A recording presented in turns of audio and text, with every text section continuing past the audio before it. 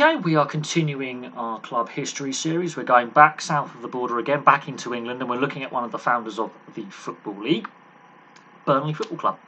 Now, Burnley are my club's biggest rivals. I'm a Blackburn Rovers fan, and I've done my video on Blackburn back in 2018. I think I might have to go revisit Blackburn's history at some point.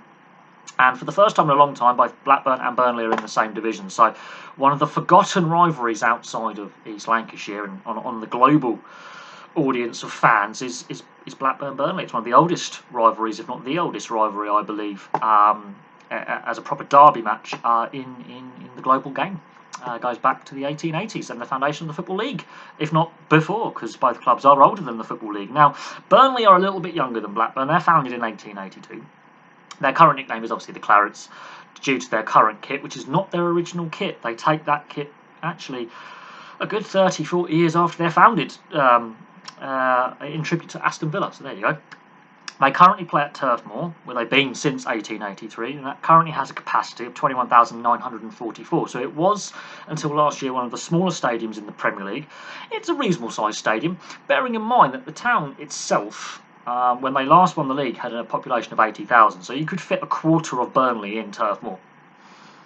Let that sink in. You could fit a quarter of Burnley inside Turf Moor. That's not including the surrounding urban area, which is part of the local council, but the population of the town itself, you could fit 1 in 4 people who live in Burnley inside Turf Moor. Now, they're founded in 1882. They turned professional in 1883. Now, professional, the term back then is different to what it would be now. Professional now means playing football or professional sport in any denomination. That's your day job. That's what you do day in, day out. Same with rugby league. Back in the 1890s, when they split from rugby union, it's to do with paying players to play.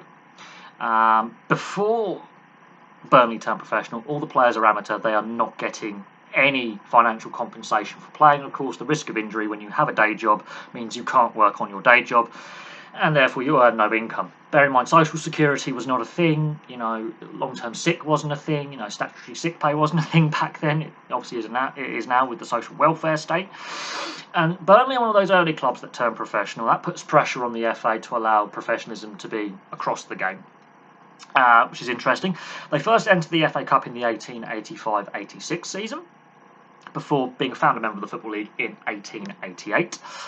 And that is their really early history. They're a driving force behind the development of the modern game that we see and love today, way back in the 1880s, alongside the other founder members of the Football League and those clubs that decide to take professional status, putting pressure on the FA. Now, back when they're founding the Football League, you've also got the Football Alliance. And we will do a video on the rise and the fall of the Football Alliance, because it's not around very long, and all the Football Alliance clubs, well, the majority of them, join the Football League structure following the collapse of said Football Alliance. We've mentioned that a lot. Now, the fun facts I'm going to do first before their silverware honours. Fun facts: they're one of 5 clubs to win all 4 of the Football League divisions, alongside Wolves, Preston, Sheffield United and Portsmouth. Sheffield United is the only club that I haven't done a video on, and out of them was a Football Alliance club, not a Football League club, which is interesting. Sheffield Wednesday was the Football League club, Sheffield United was the Football Alliance club, and they both used Bramall Lane in their history. The current kit colours they adopted just before the 1910-1911 season, and that was in tribute to Aston Villa, who had just won the league title the season before. Aston Villa also founder members of the Football League, so that again is very, very interesting. As a subplot, and the current club crest was based on, and is currently based on, the town coat of arms. Obviously, if you're from the US, you would call that the club logo, the team logo. Over here we call it the club crest. So that again is very, very interesting that they have a strong link with the community that they play in. They're also famous for their youth policy, but especially between the 1950s and the 1970s, a lot of good players came through the Burnley system who then either stayed at Burnley or went on to other things at other clubs. And when they win their silverware is very interesting. Both World Wars have an impact on when they win silverware. And it's another one of these clubs that could have been more dominant and won more silverware if it hadn't been for World War I and World War II. So, they first get success in the Football League, winning the Division 1 title in the 1920-21 season. Then there's a long break until the 1959-60 season. But they're also runners-up twice, 1919, 1920, so just after World War One, and in 1961-62. So just after World War One and the early 60s, they were a pretty good side. The FA Cup is also very interesting because they win it just before the First World War in the 1913-1914 season. The second last season before players suspended. The last season was the 14-15 season that runs into the first year of the conflict, and they're runners-up the year after. So the first season that players resumed after the Second World War in 1946-47, which is also quite interesting. Just imagine if both World Wars hadn't happened. You look at the silverware they win and when they could become runners-up. I think both World Wars had an impact on this side winning silverware. They were also runners-up in the 61-62 season, so they were a very good side in the first couple of years of the 60s. And then, of course, a certain club called Man United and another club called Liverpool begin their various successful spells, and that's where the winning stops for Burnley. However, they have won the Charity Shield twice, once in 1960 and once in 1973, and they're runners-up in 1921. So as I say, if World War One and World War Two don't take place, Burnley may have had a bit more success, much like Portsmouth and some other clubs that we have looked at. Both World Wars have an impact on the silverware that they bring home because they're just on the cusp, just before and just after World War One, where they're winning silverware, and then they're runners-up in the FA Cup just after World War Two. So that is another question of what might have been at that time. And of course, their biggest rivals are Blackburn Rovers. Now, one cult hero in Lancashire, especially for Blackburn fans, but also for Burnley fans, is David Dunn. He played for both clubs, which is a very rare thing to do considering the heated and sometimes quite hateful rivalry. And I will admit that my grandfather was a Burnley fan, I'm a Blackburn fan. That was a bit of a tempestuous relationship, I will admit.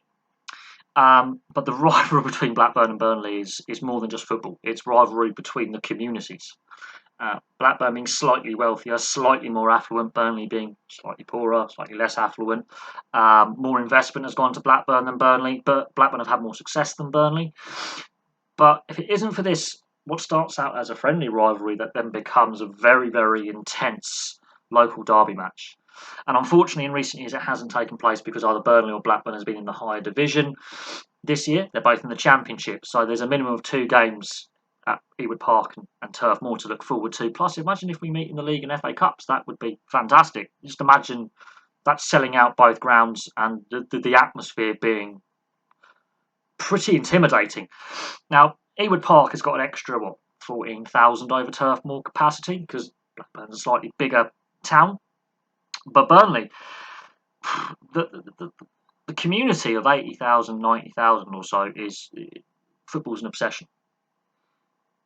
I personally believe Turf Moor is not a big enough stadium for that fan base. It should be bigger because you can. The queue for it doesn't matter how Burnley are doing. The community. I mean, look what they named the pub after Sean Dyche, for example. Now, Vincent Kompany's the new manager. Sean Dyche obviously got sacked last season, and Burnley couldn't quite survive in the Premier League. But hey, they were a very successful club back in the day, and if it's not for clubs like Burnley driving the professional game, being a founder member of the Football League, we may not have the sport that we see today. The Football Alliance may have come out as the dominant league, and then the direction of football may have taken a completely different path. But clubs like Burnley put pressure on the FA to allow professionalism in the game, where the players were financially compensated for their services before actually becoming a professional athlete was actually a profession that could actually pay its way. Back in the day, you still had to have a day job.